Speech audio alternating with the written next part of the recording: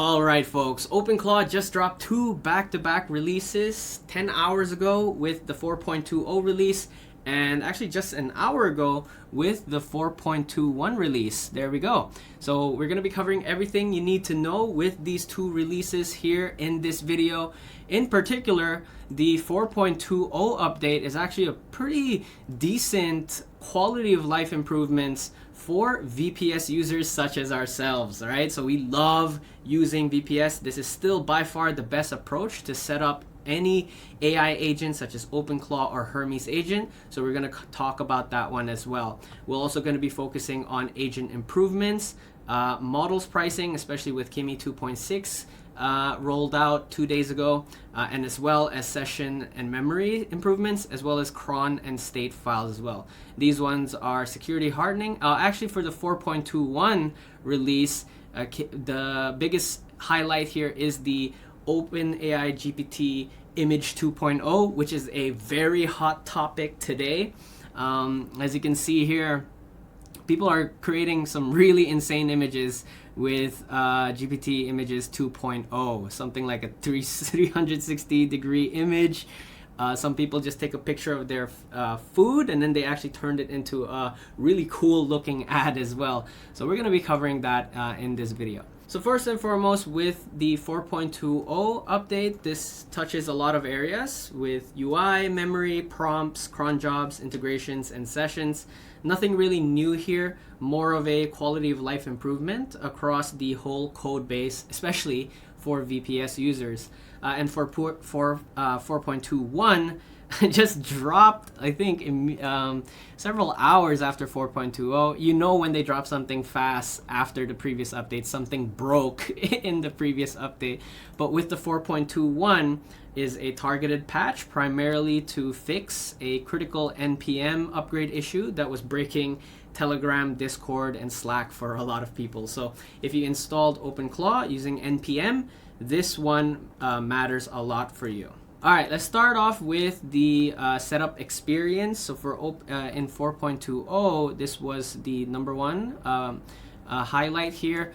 This doesn't really matter if you've been using OpenClaw already, but this is more so targeted for new OpenClaw users. So the wizard got a visual refresh. The security disclaimer is now a proper yellow warning with clear headings and a checklist layout, which is amazing because when we first started using OpenClaw, it's like, oh my god, I see so many like yellow, red messages. What's going on here? But now they've added like a checklist to see if you have those dependencies or if those packages are missing, which is a good heads up, right? That way you know what to install, what to get set up so that you have your OpenClaw running. And then they also added a loading spinner during the initial model catalog. So the wizard no longer just goes silent and makes you wonder if it crashed during the model catalog load. So overall, this is a subtle but pretty meaningful change for new OpenClaw users.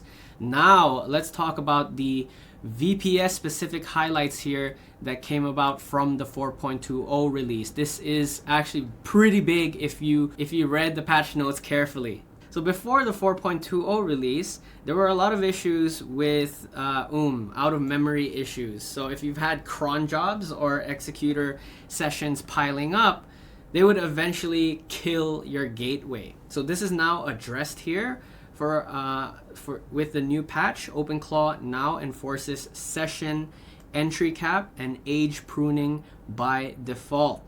And oversized stores get cleaned up at load time. So this is a big fix, especially if you have old cron jobs running before that you don't need anymore, and you have new cron jobs loading in that are overlapping with those old cron jobs. So now this is enforced by default, where they know to prune the older cron jobs or the ones that are not used anymore, but they're still lurking around in the background.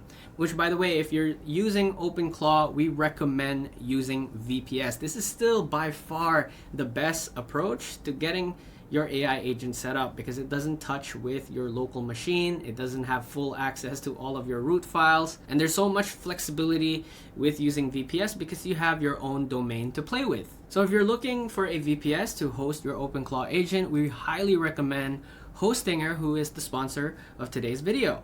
Now, Hostinger specializes in providing high resource long-term VPS instances at an incredibly affordable price, which makes them perfect for this use case. So for most users, the instance size that they would go for, the most popular choice is KVM2. Now, honestly, KVM1 is already more than enough for like an everyday AI assistant.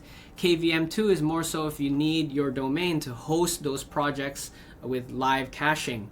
So if you have like 5 or 10 projects, maybe like you're building a game or if you're pulling live data, KVM2 is a very good choice for that. And I'd say the biggest advantage of using Hostinger compared to our previous VPS providers is their disk space. So this one offers 100 gigabyte disk space, which is amazingly in tune with the gateway issues that we've been having, that most OpenClaw users are having, because it's just clogging up that memory space. So with 100 gigabyte disk space, you'll have a lot of room to work with for your projects. So if you're interested in using a Hostinger VPS, you can use our coupon code BoxMining for a 10% discount.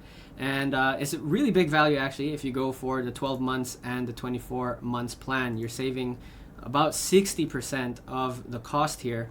But the box mining code only applies to 12 months and 24 months. It does not apply to the 1 month period. All right, let's get back to the OpenClaw update. So that's for prevention. Very, very helpful. Now the second one is the loopback pairing fix. So if you've ever SSH'd into your VPS and had the TUI or local tools refusing to connect with a pairing required error, that was a bug where loopback clients were being treated as remote clients. This here is now fixed. And thirdly, we got service user exec. So this is more so for headless Linux servers.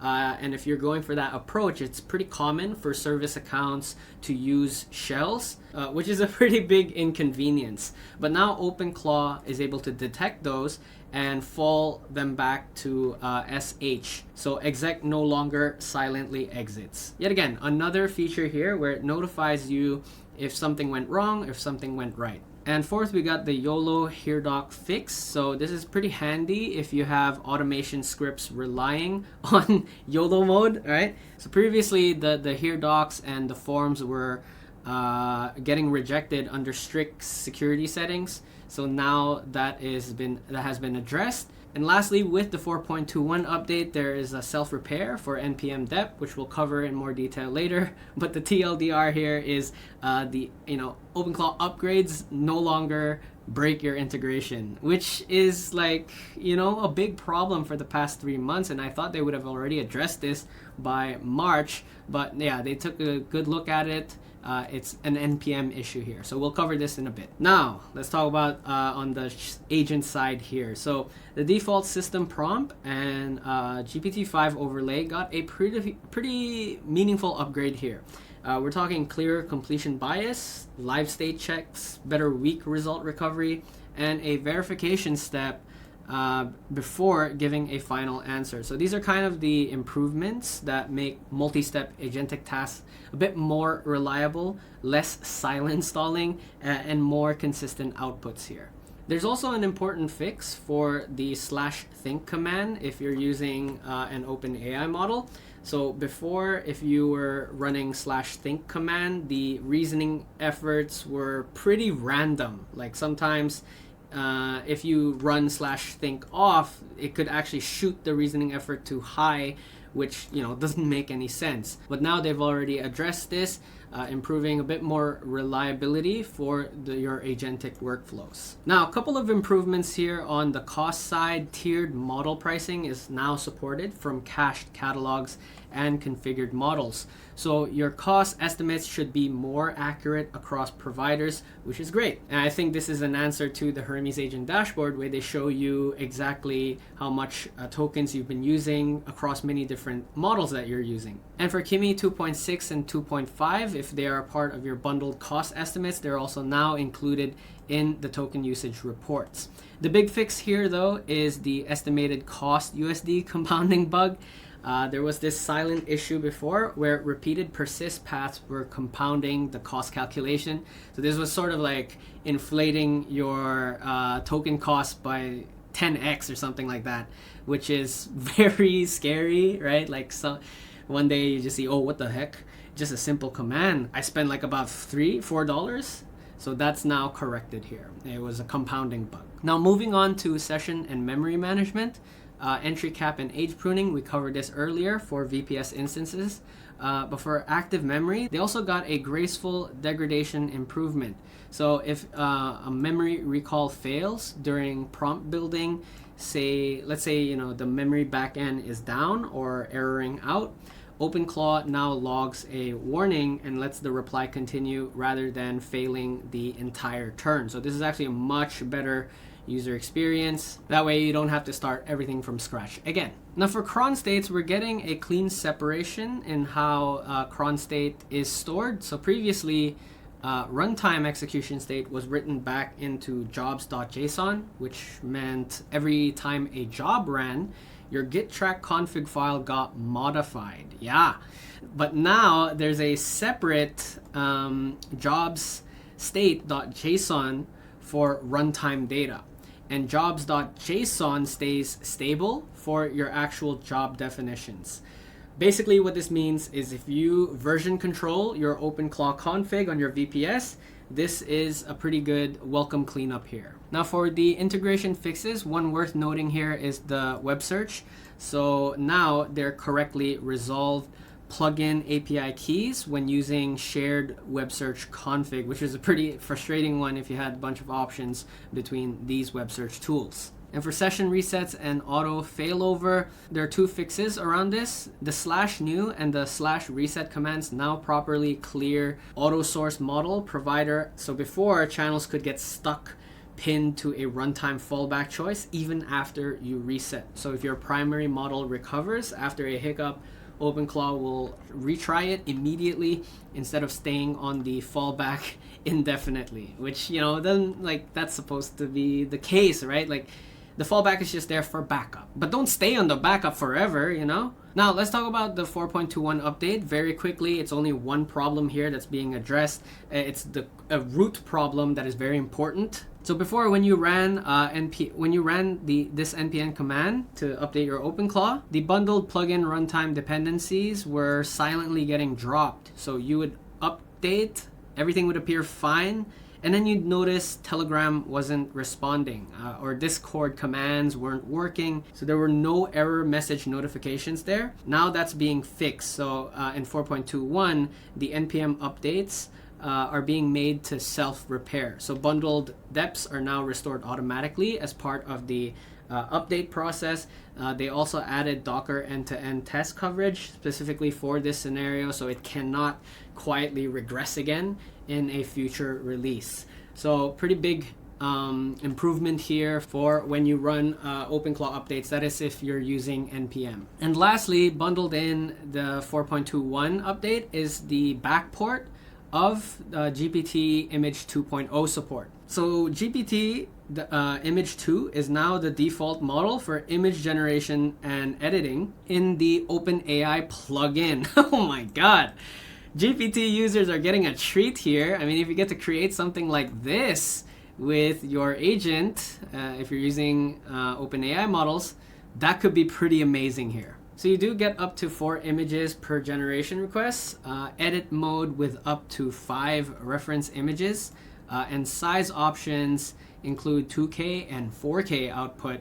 But if you prefer the old model, GPT-1 is still available as an explicit override. So that's pretty much it for this video. I hope you found it helpful. If you have any questions, drop a comment down below. Like this video, subscribe to the channel. My name is Ron, shining out.